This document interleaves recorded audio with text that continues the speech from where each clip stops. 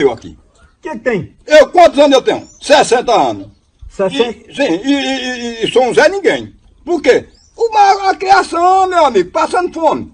Hoje em dia tem menino é 2, 3 quilos, porque é bem alimentado, é tomando soro, é tomando fortificante, vitamina, mas no tempo de nós que nasceu, eu e nasceu esse irmão meu que tá lá, que ele tem a perna troncha, que o cara ia carregando ele não pesava meio quilo.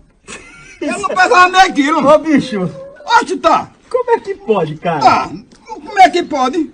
Ô, Tiringa, tu acredita nas tuas mentiras? Eu mesmo? não. Tu cria uma mentira, transforma em verdade Ô, e tu porra. acredita na tua mentira, bicho? Eu não acredito em mentira, não. Eu não tô Então tá mentindo. bom, então eu tá não bom. tô mentindo, não. Eu não tô mentindo, não. Eu não gosto de mentira, não, pô. E teu irmão ainda é vivo? Ele é vivo, pronto. Ele é vivo. Eu posso, mas você manda eu vou atrás dele, manda ele vir, manda ele contar a história a você.